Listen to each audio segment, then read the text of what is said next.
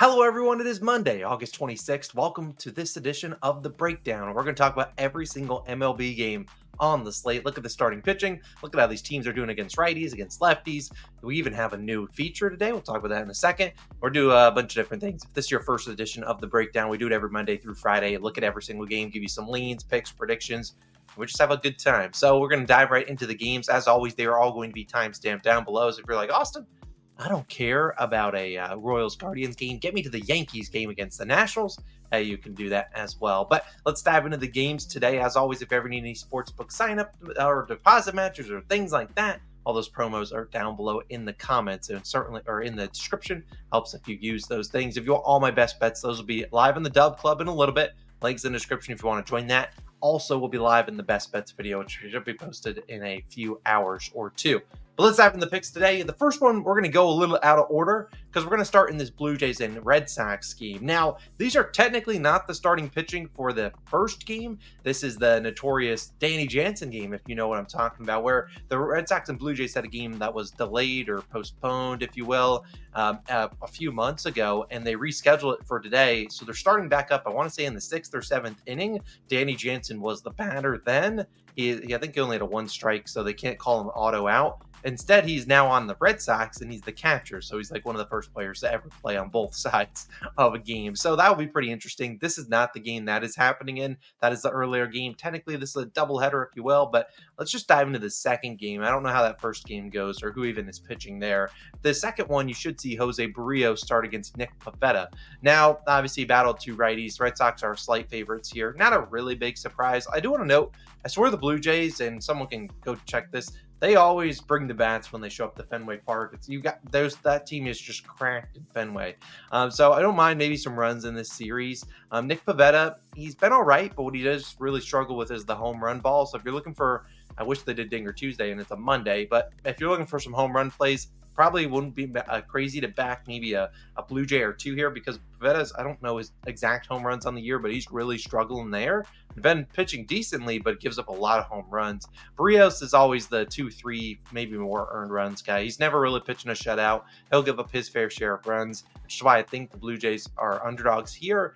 I don't necessarily think it's worth playing minus 160 on the Red Sox, but I do once again expect runs. I think the Blue Jays can put some up against Pivetta, and I think the Red Sox against a righty. You've seen them. We've talked about them last few months. A top, borderline top 5 offense in pretty much every metric the last few weeks. And I didn't even mention we have our new feature. We now have Ks in here, K percents. So obviously Toronto, you see 18.9%, 25th in the majors, so not high at all. The Red Sox have struck out a good amount, almost 25%, which is 8th highest in the majors against righties. So hopefully you like that new feature. We switched it up. I don't know what else we can add here, but hopefully you enjoy the new features. Always trying to take what you guys are leaving down below in the comments and try to implement them into the breakdown videos because it's our first, edition of doing these this season. We've been doing them for a little bit over a month right now. So hopefully you enjoy the K percents. We'll have them for the rest of the games. But let's kind of move past that Blue Jays and Red Sox, 2-game series, if you will, and move to these doubleheader now. The earliest start game is the Royals taking on the Guardians. Now, it projects to be Cole Reagans going against Joey Cantillo. Technically, if you look at your book, you should see Joey Cantillo not as a starter. It should be Nick Sandlin. He is an opener. Joey Cantillo, the lefty, should come in after him, which is that's what the reports are. It's kind of hard to really predict if you don't know that's what's exactly going to happen if you want to bet on the Royals here. If it is the case, I don't mind backing the Royals here at all. They got their ace on the mound, Cole Reagans, while the Royals haven't been as good on the road. Are coming off, 2 straight losses.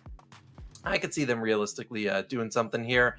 I wish Cole Reagans, I'm looking at his props. I wish he was at 17.5 outs. I would probably feel pretty good because Cleveland's really struggling against lefties, batting below 200. They don't strike out a lot. So if you're looking for, a ton of Ks, probably not. If you're looking for strikeout parlays, this is probably not the game for you. Reagans at 6.5. Not a surprise to see that kind of juice towards the under. I don't maybe mind that under either. Just Cleveland doesn't strike out a whole lot. Kansas City has been pretty good against lefties. Couldn't get a ton on Ranger Suarez. Had a ton of chances against Colby Allard yesterday. Just kill me, please. How we lost the Royals' first 5 team total is just agonizing. But I do think the Royals win this first game. I like Cole Reagans a lot more than Joey Cantillo. Get to the bullpens, though. Maybe you want to just back first 5 because woof. I mean, man, that bullpen for the Royals has not been good the last 2 weeks, 30th in ERA, whereas Cleveland's been pretty good all year long, a top 10 bullpen pretty much throughout the length of the season. I like the Royals, though, a lot in that first game. Second game, I feel like it's more of a coin flip. Alec Marsh versus Logan Allen, a righty versus a lefty. We already talked about, the Royals have hit lefties pretty well. In terms of Cleveland, we said they weren't great against lefties. Well, they aren't much better against righties, if we're being honest. Now, Alec Marsh is not good. I'm not saying he's that good. Again, the Guardians find themselves as short underdogs. I would be hesitant to back the second. You guys know I don't like betting doubleheaders much, especially in this capacity. It's a divisional matchup. These two teams are obviously fighting for the division. The Twins are right there too. So I don't know if I'm really getting involved here because obviously game one of the doubleheader will heavily impact game two. So I'm probably not doing anything here. I do know Bobby Wood Jr. has pretty good splits against Logan Allen. Again, not probably getting involved if I'm being honest. But again, not a lot of strikeouts probably to be had in these two games, and heck, in this series, because these two teams just don't strike out too much. But I'm just going to kind of move on to the regular slate of action. Like I said, I don't like doubleheaders. Next game, we have Cubs taking on the Pirates. Jameson Taillon versus Mitch Keller. Pirates find themselves as short favorites here. The Cubs bats have been pretty solid recently. We're pretty good in Miami, minus that last game on Sunday. But prior to that, been pretty good. Their bullpen has been all right. Pittsburgh's bullpen's been really good recently, first in ERA the last 2 weeks. These are two teams that, they are what they are. I think this game is priced as a pick'em because that's how it feels. Taillon and Mitch Keller nearly identical ERA and whips. Mitch Keller much better at home, so if you're going to back the Pirates with Mitch Keller at home is probably where you want to do it. But I kind of like the Cubs offense a little bit more right now, putting the ball in play. I like Taillon. I don't maybe mind a stab on the Cubs. I feel like their bats are swinging a lot better than this Pirates team. So I do lean the Cubs here.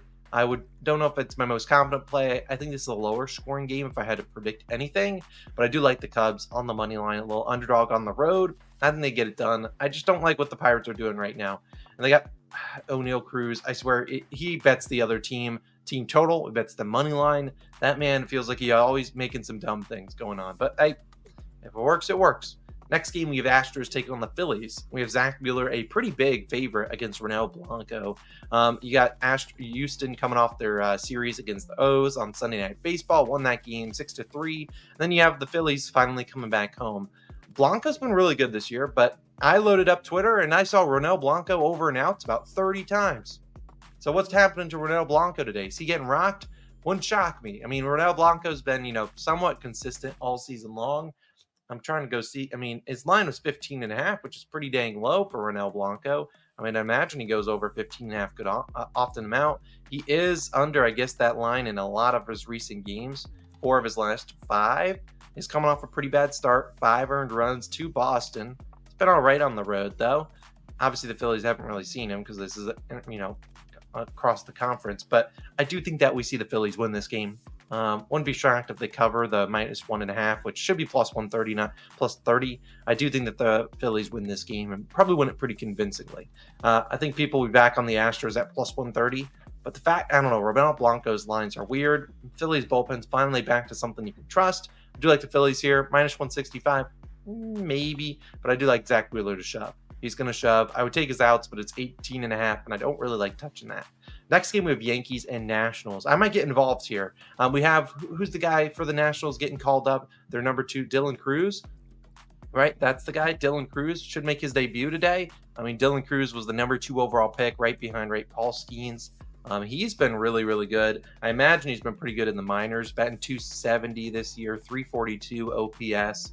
He's been pretty good. He was a stud at LSU. So, he is a beast.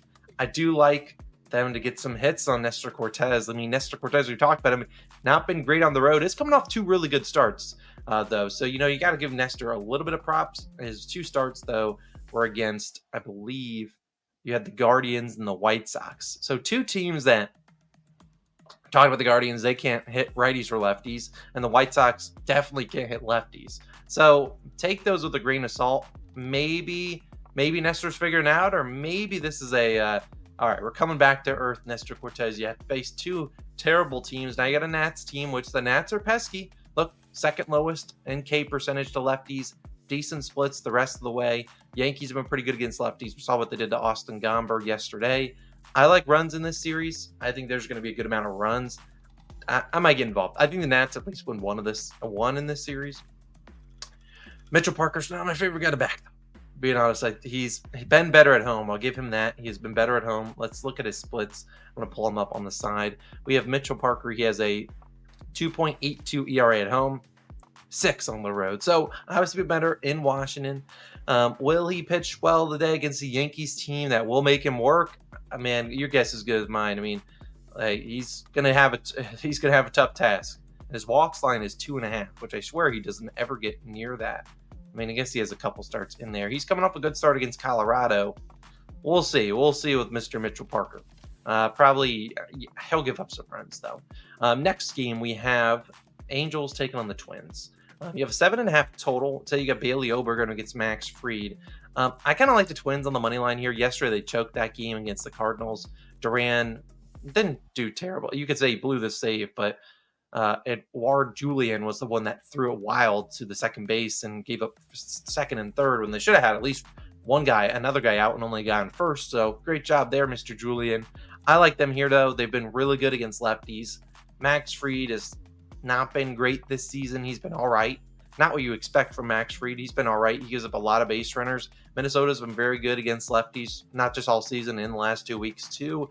I like them a little bit more here. I don't love their bullpen as much as Atlanta, so if I'm back in the Twins, it's maybe first 5 money line. I like Bailey Oberg. He's been really, really good for the Twins this season. A 3.5 ERA, a sub 1 WHIP. I mean, he doesn't get much better than that. So if he pitches better at home, a lot better at home, less than 200 batting average allowed, a 2.78 ERA. He's been really good. So I don't mind maybe back on the Twins on the first 5 money line. I think if they are to win this game, it's probably early. But then again, the Twins always troll. They always get things going late in games. I did think they went through the first 5 though. Maybe I'll back them. We'll see. I haven't really finished my official picks. I do like them though here.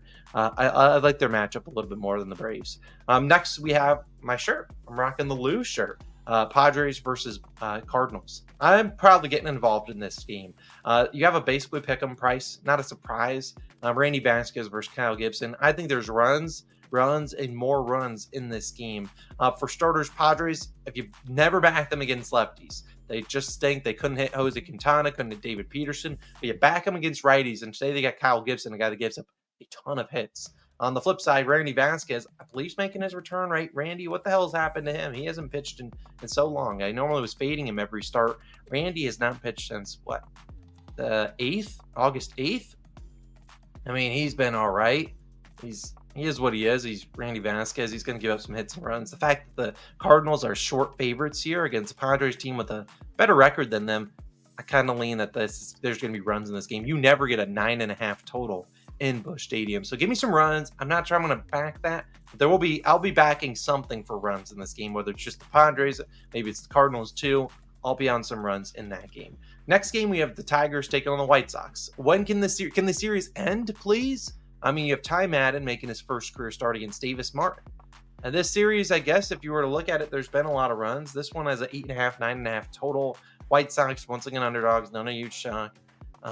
Both teams, I mean, I got to give credit, though, where it's due. White Sox first in batting average last 2 weeks against righties. Impressive. Look at those runners in scoring position stats, too. Second and third. Oh, man, what is going on here? Ty Madden, I don't know much about him, so I can't really dive into this. I just don't know how one handicaps a Tigers and White Sox game. Go crazy if you want to. Tigers have been striking out a lot. Maybe Davis Martin run up the K ladder, but I'm probably just avoiding this one. I don't want to lose my money on Tigers and White Sox, if I'm being honest. Last 2 games, we have Marlins taking on the Rockies. Edward Cabrera going out for the Miami Marlins against, I don't know who's going to start for the Rockies. Your guess is as good as mine. I am an Edward Cabrera hater. However, this is not a terrible matchup for him. I think he can get some strikeouts. The Rockies have really struggled not whiffing, and that's Edward Cabrera's stuff. He gets the strikeouts. That's what he does. Now, if he doesn't get the strikeouts, it's 100 plus off the bat. So go wherever you want. It's in Colorado. So I think he gets strikeouts, but it also gives up some runs.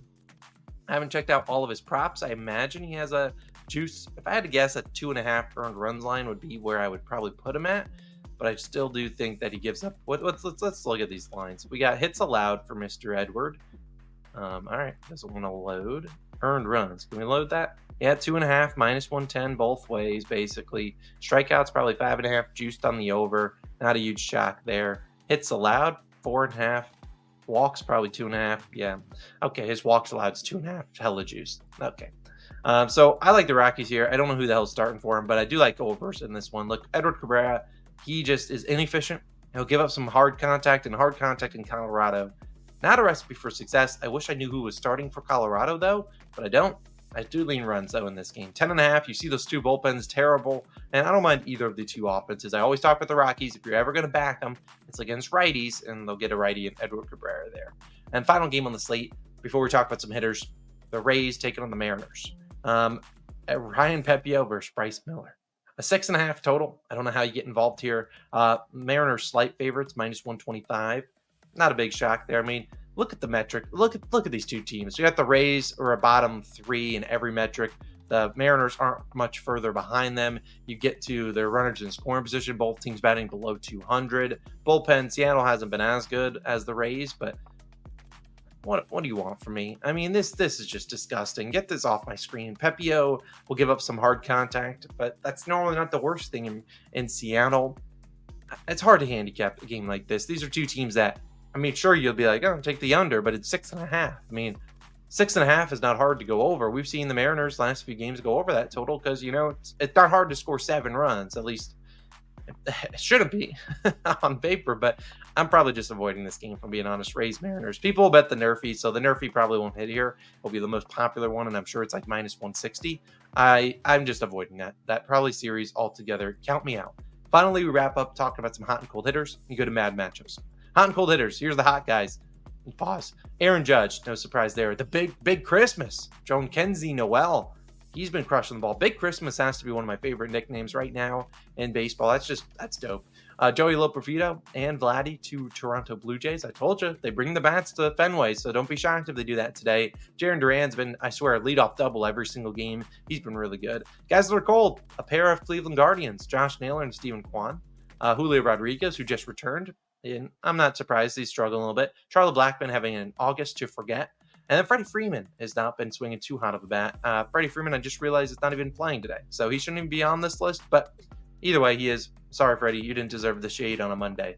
And then finally, some good and bad matchups. Kyle Schwarber, pretty good splits here against... Why do I have Waka? All right, I had to edit the video because I noticed that I didn't finish up the good and bad matchups. I actually had all the good matchups listed in the bad, whatever. Manny Machado has been pretty good against Kyle Gibson. Ian Happ, pretty good splits against Kyle. Mitch Keller, 3 home runs in there, pretty solid. Told you Vlad against the Red Sox, he's cracked. Not a great batting average versus Pavetta, but 3 homers in there. So looking for a home run guy. Not a bad look. Bobby Witt Jr. versus Logan Allen, solid. And Masataka Yoshida, who's been pretty solid in August, 6 for 12 against Frios. Just some good matches, maybe some hit parlay guys. Not sure I'd want to back Vlad for hit parlay. Maybe 2+ bags wouldn't be terrible. Bad matchups. Rowdy Tellez struggling against Tyone. Jake Cronenworth, a surprise struggle against Kyle Gibson, 1 for 11. Nico Horner, 1 for 7. And Ryan McMahon, 0 for 7 against Edward Cabrera. Just some good and bad matchups.